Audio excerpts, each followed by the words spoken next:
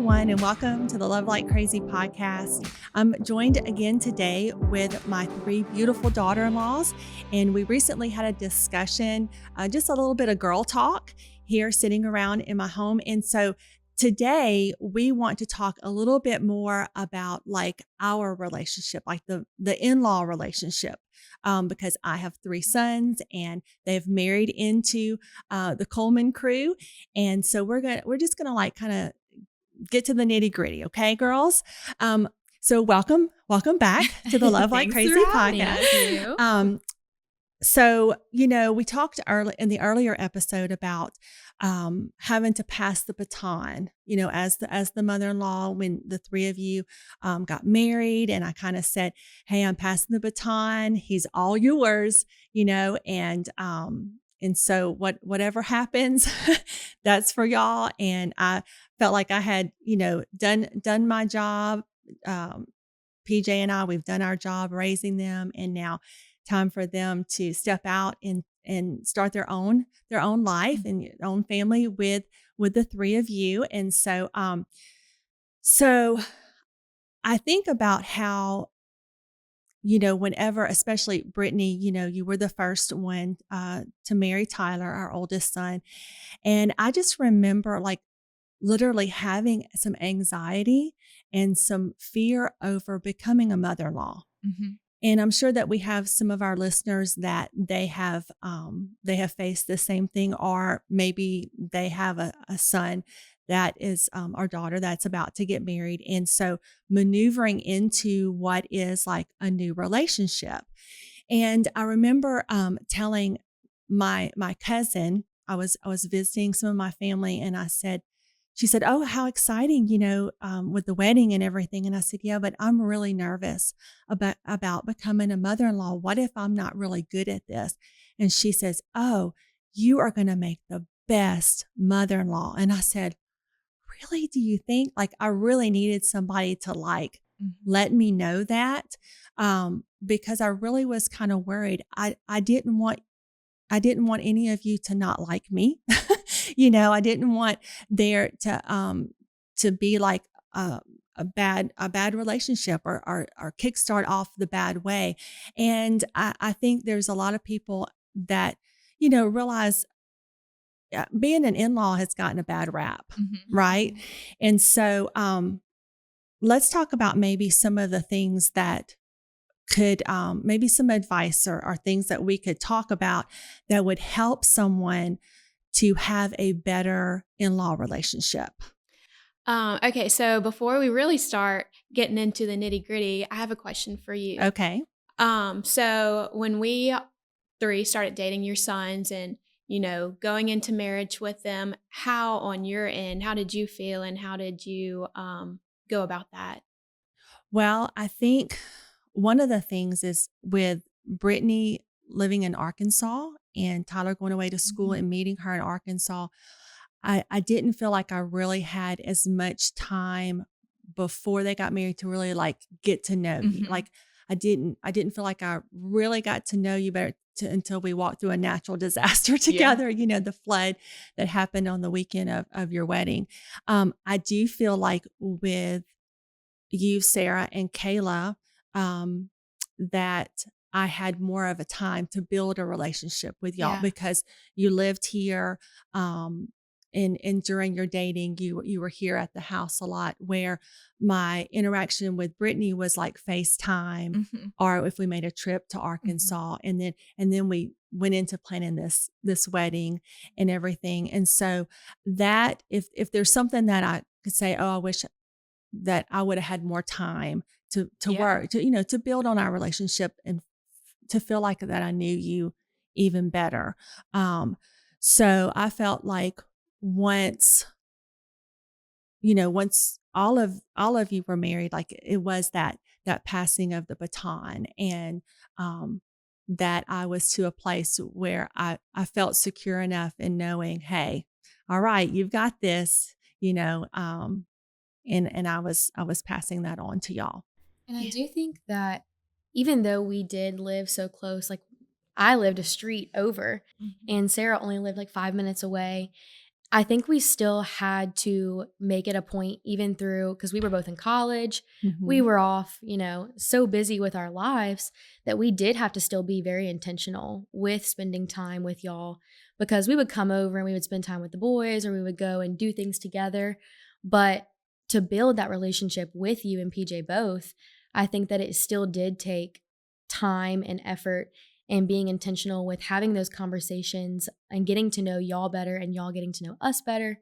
And so I think that we did have to make it a point to have those conversations of like, okay, what was your family like whenever you were growing up? And tell me about what you're going through right now. What are your future plans? And also talking about just life in general, asking you for advice when we need it, and you giving your ideas to us whenever we have a situation going on or an event going on to go to. So Yeah. I think that we still had to put in some effort. Yeah.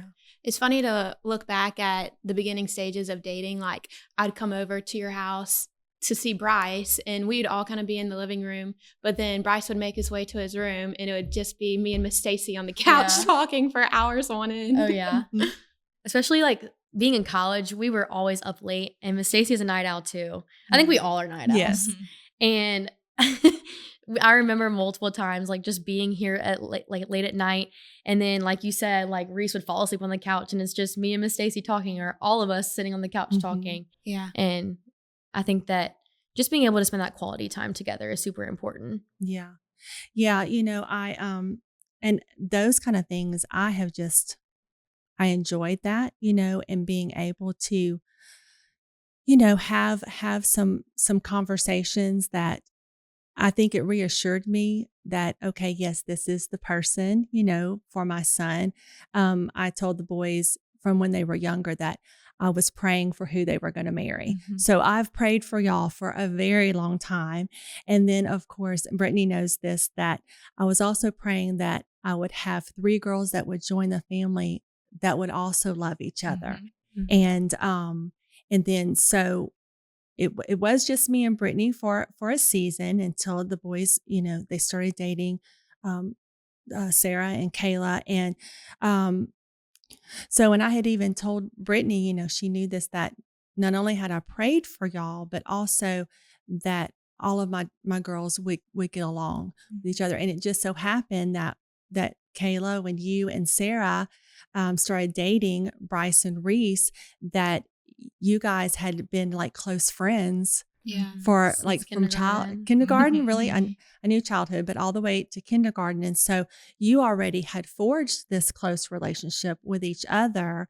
And then, so it was me and Brittany merging, with your close relationship, and which I think that we've done a good job of that. I think in any kind of in-law relationship, though, it is something that you have to be intentional, to want to spend time with each other, and we have our family nights but like we said in an earlier episode, it gets kind of loud with all the kids. And so there's not always that one-on-one conversation, but I think it's good that we do have sometimes maybe where it is just girls, where we can spend just some girl time together, and then it goes into like just the importance of the family dynamic, and how that in itself, y'all being close and us, getting to know each other and forging, a healthy in-law relationship, then there's peace in our family. We honestly don't, we have had our disagreements. I don't want to pretend, to everybody that we've never disagreed on anything or never like, maybe been a little sideways with each other. And then we, need to talk it out or whatever. Does anybody have an example? I want to know actually first, what did it feel like from y'all's perspective of, it was like, I don't know if y'all felt like this. It felt like teams, like it was like me and Stacey versus Kayla and Sarah when they were coming in the family, because it had been us for years at that point.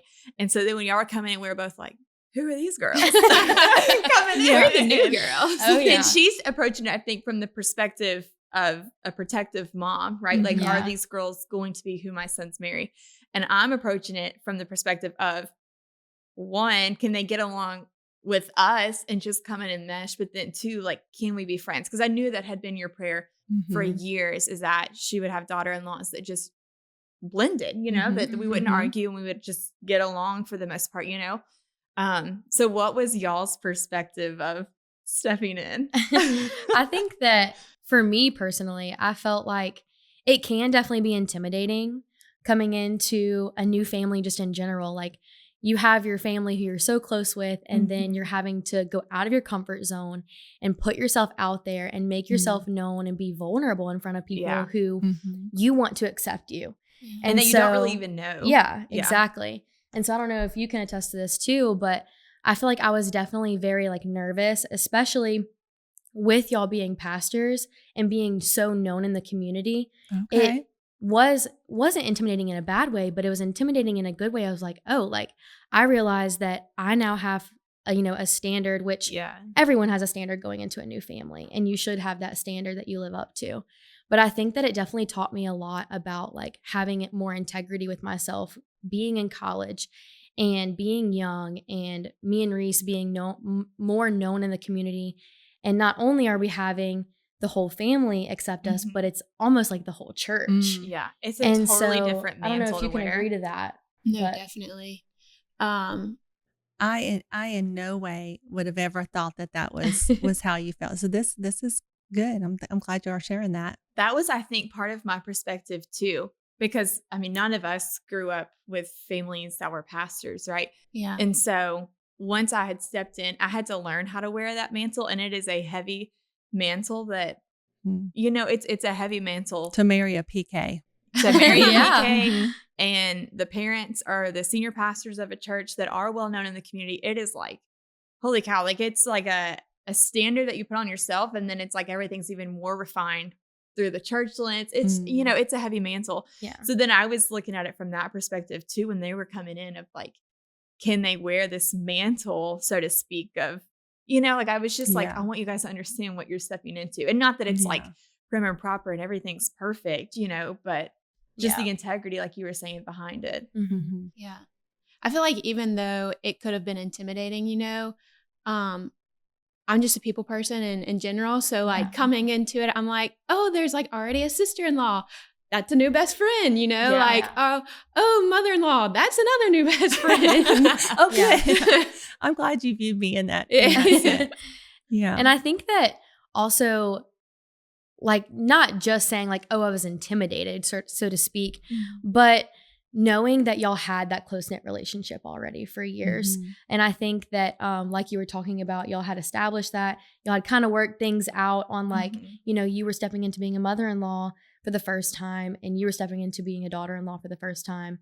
And then also with the dynamic of us being closer, how did that make you both feel with us already establishing a relationship and then wanting to like build more relationships with us individually as well? Do you want me to go first? Go ahead. Okay. I think when y'all were stepping in too, we were early pregnant with Liv, or right around then. Like you guys weren't married yet when we were having Liv.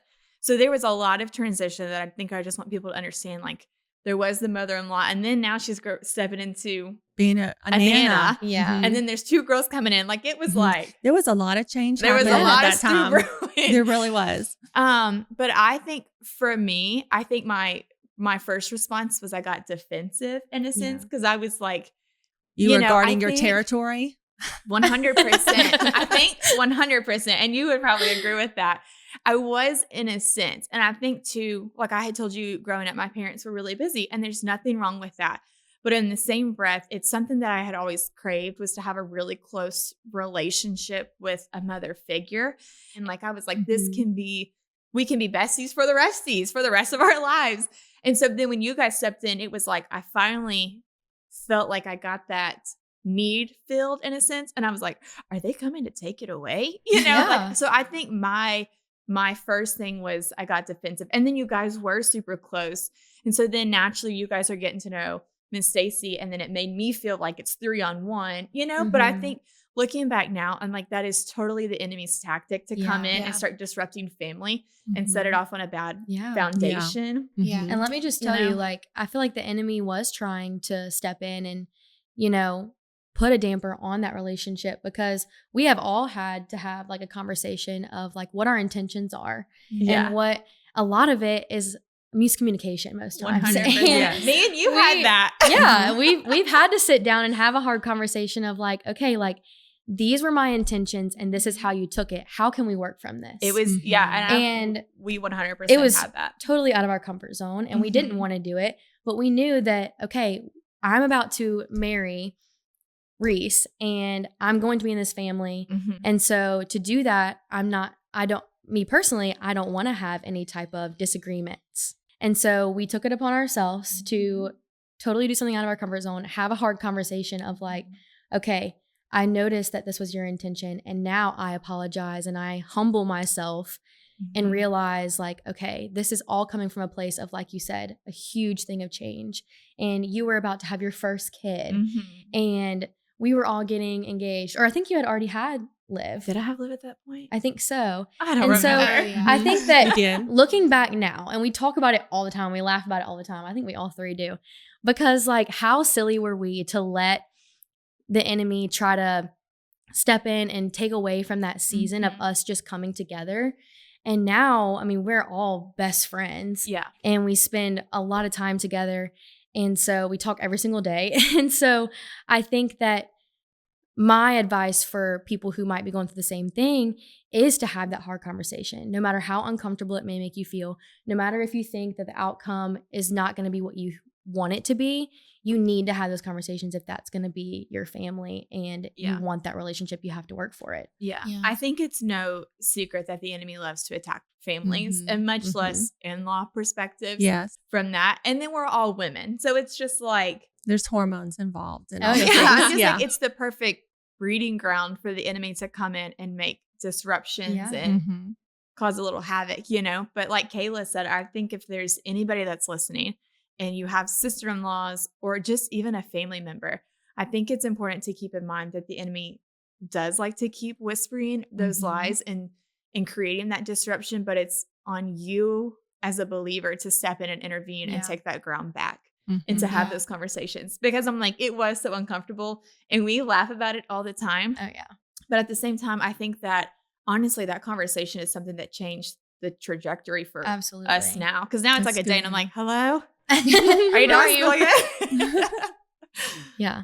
Yeah. To piggyback on what you're saying, I think in any relationship, but especially in the in-law realm, just communication is key. You know, 100%. like there's so many things that happen day to day that can be taken in the wrong way. Yeah. But what's the saying? Like, you just gotta nip it at the nip it at the bud. Nip it at the bud. You gotta nip it at the bud. So you gotta go straight to, you know, the problem or what you're feeling upset about, and you know, communicate that, and don't let the devil speak into that and just put lies into your mind, you know? Yeah.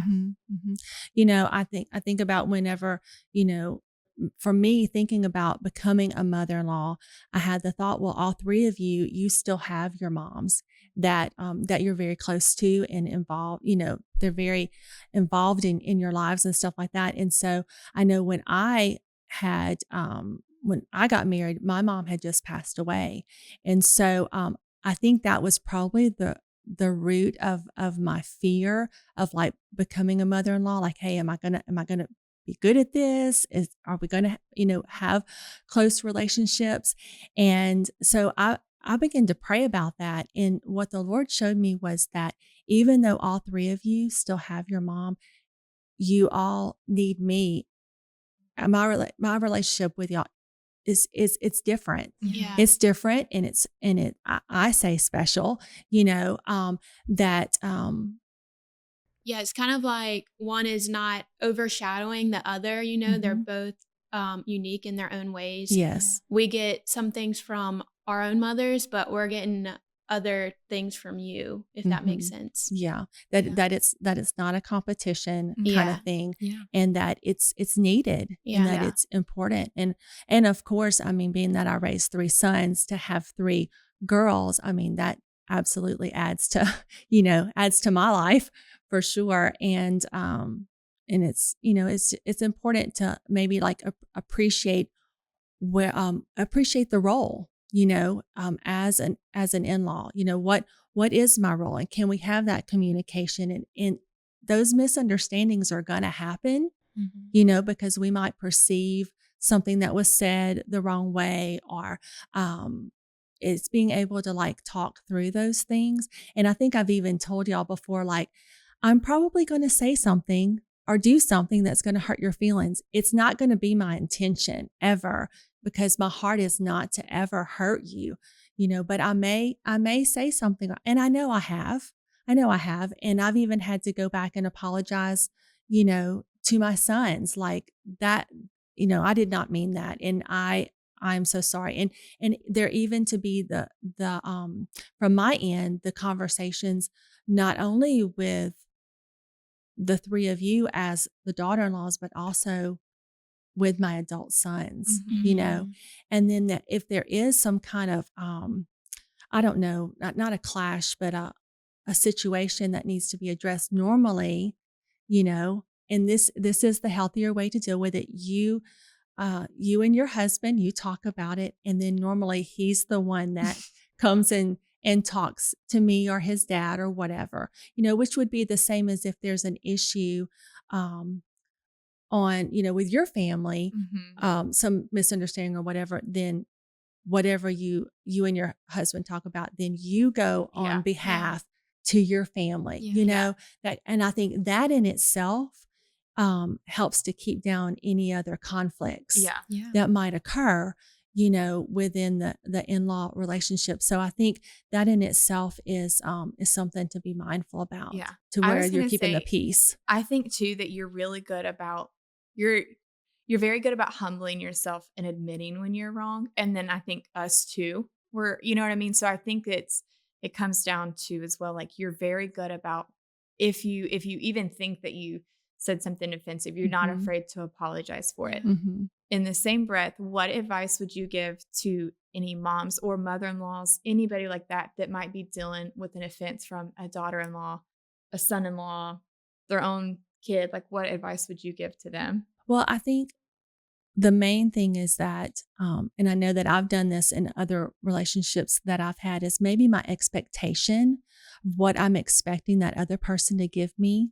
Maybe they can't give that. I'm just expecting too much, and so I think that in this aspect, just like not overly expecting certain things that just maybe that person can't give, and to have some grace, some grace in the relationship, I know that I had one of your husbands, I'm not going to say who, but one of them, came to me, really wasn't that long ago, and we were just having a conversation, and he brought up something that that I had said or done, and it, I guess, was perceived, and all of a sudden I just said, well, I had no idea, I really didn't know that I had, said or done something that,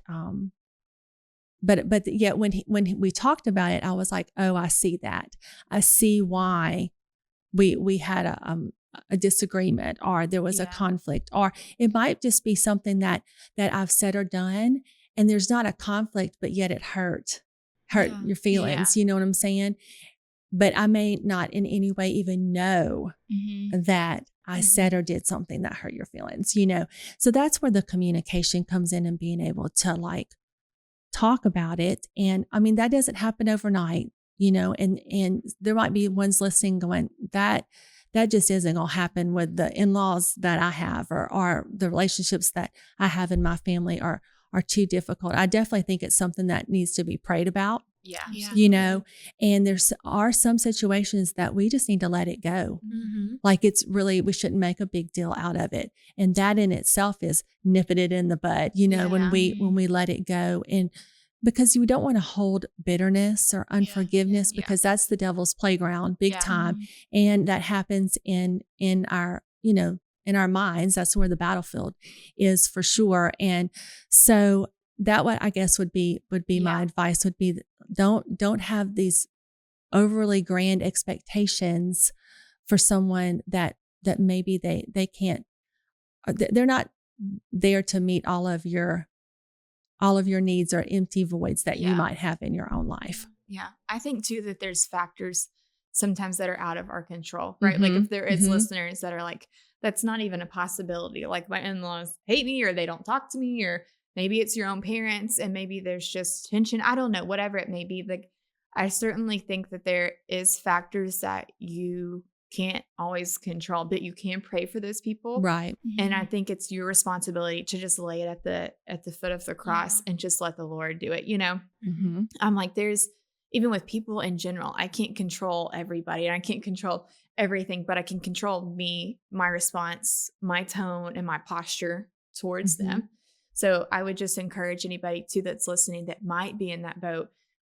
It's not your burden to wear all of their problems and how they're treating you or your spouse or anything like that, but it is your job to pray for them. That's right. We just talked on Sunday about praying for your enemies. And so, but it is your job to pray for them, and it's your job to lay it at the foot of the cross and leave it there. And I think it could also be a testimony of walking in obedience and what the Lord is calling us. Yeah. Kind of like we were talking about earlier, it might not be comfortable in the moment and it might not be something that you really want to do or the conversation you want to have, but walking in obedience and knowing like, okay, maybe it is me and I didn't realize, or maybe I said something, and coming from a place where our intentions are well, especially as women, I think that we tend to overthink a lot and we tend to sort of have this idea that people's intentions are sometimes out to get us because our brains are just telling us that and the enemy is trying to tell us that. But I think that walking in obedience of the Lord and saying, okay, like I know that I have to die to myself and humble myself and be like, maybe it could be something that I said or something that I did that I didn't realize, and having that hard conversation and laying it at the feet of the Lord if you can't have that hard conversation. I think it's a testimony to obedience. Yeah. Well, and I think too that a lot of times in certain families, the key thing is to not brush things, sweep it under the rug. Yeah. And too many times, it's like people would just rather, okay, I'm just gonna pretend like this didn't even happen. Don't even confront it. And I'm one that in times past, I don't want to confront anything, and I don't want to be confronted, and would probably get more defensive, with whatever was coming at me. But truthfully, the healthy way of settling things or handling things is to address it, if possible, if it is something that can be addressed and talked through, instead of just like pretending it doesn't happen or it didn't happen, because surely something else is going to come along and it's going to happen, and then it's going to compound, and then it's just going to make the anger or the bitterness or whatever, even worse. Okay. And one more thing that I want to bring up before we end this episode is maybe talking about having some healthy boundaries where the grandchildren are concerned in the parenting aspect, because I know sometimes that can be a conflict with, your parents or your in-laws, to where, you're choosing to discipline and parent in a certain way, but you either have the support or you don't have the support. Yeah. I think it comes down to a mutual respect, which starts from each side's respect for each other, and making sure that what we want for discipline for our kids is healthily communicated. But then I think it's to a posture on y'all's end and a respect of, we're going to respect what you guys are asking us to do from that standpoint. So for me personally, my parents are ones that don't listen to our boundaries whatsoever. If I'm like, don't give them the Oreo, they've got 5 in their hands. And if I say, please don't do that, they're doing it, but on the same breath of that, in this household, it's very different. I feel like you guys healthfully respect what we ask and how we're choosing to discipline our kids. But again, I think that's been communicated on our end, but also you guys asking questions. Hey, what's the game plan? What are we doing in this instance? And honestly, if we're having family night and something happens, you guys are very quick to ask, hey, this just happened. How are we dealing with it? Even with like sleepovers. Hey, if the kids get out of bed, or if someone sasses off, Olivia, or something like that, you know, it's how do you want us to deal with this? So I think it's having the expectations. The expectations and the boundaries are there that are set and clear. Yeah. Like recently, I mean, Livy, y'all had to take her to the dentist and Tyler made the rule, no gummies. And then I'm like, well, that's what you get when you come to Nana's house is the gummies, you know? And so I'm like, I'm going to respect that you don't, I understand, and you know? I know it's hard on y'all's end too, because grandparents are like the fun house where anything and everything goes. But I think it just comes down to having boundaries that are, they're not gray and they're not blurred. They're black and they're white, and they are set in stone. And our kids have had to learn, I feel like at a pretty young age, just because we go to Nana and Papa's or just because we go to Gigi and Pops, the boundary isn't changing. You know, it's not like it disappears. It's staying and it's remaining, and making sure everybody's on the same boat. Again, just healthily and clearly communicating those expectations and asking questions when you don't know. But you guys do a great job at it. Well, I definitely do try to be mindful of that, like that if there is something that you're correct. And I want, like Sarah, whenever you bring your babies, like, okay, what is your plan? What has changed in their schedule? You always want me to write it down. I want to write it down. I need some points to follow, because I want to be able to, like, if you have them on a schedule, I want to try my best. I can't promise that that's going to happen when they're, you know, here and not at home. But, you know, I do try to like use the same kind of terminology in addressing them, you know, and the same wording, to where they don't think that they can get away with something. Yeah. That's the thing, is that a lot of times kids are like, oh, I'm away from mom and dad, I can get away with that. But then all of a sudden we come in with like, you know, we got the hammer, just like same rules, like just like mom and dad. But I do think too, there is a little leeway with grandparents that, you know, you don't like for your kids to go to McDonald's, but it's a special treat if Nana or Papa get to take you for. Hudson came back from the duck camp. Papa got me a Happy Meal with a Coke. I was like, he what? Like calling PJ. Yeah. And so it's like, well, it's just every now and then. It's so not to spoil them, but I mean, that is kind of part of our job description, is to spoil, you know, our kids and our grandkids for sure.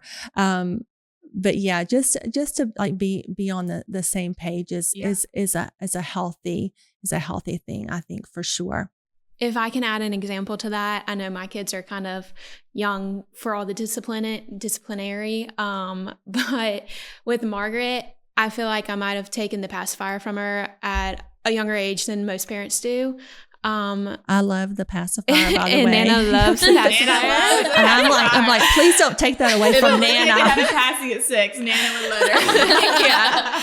So going off of that, you know, we would bring Margaret over, and she still will fuss, as babies do. Yeah. And Nana will joke and be like, well, if she had a pacifier, but at the end of the day, Nana's not going to give her the pacifier because mom and dad took the pacifier from her and said, no more pacifier. So I think you've done a great job in respecting, what we want. Yeah. That's where I too feel like when it comes down to spoiling them, because that is what grandparents are supposed to do. And I think, and I know, like we've said before, like you don't have kids yet, but we know it's coming.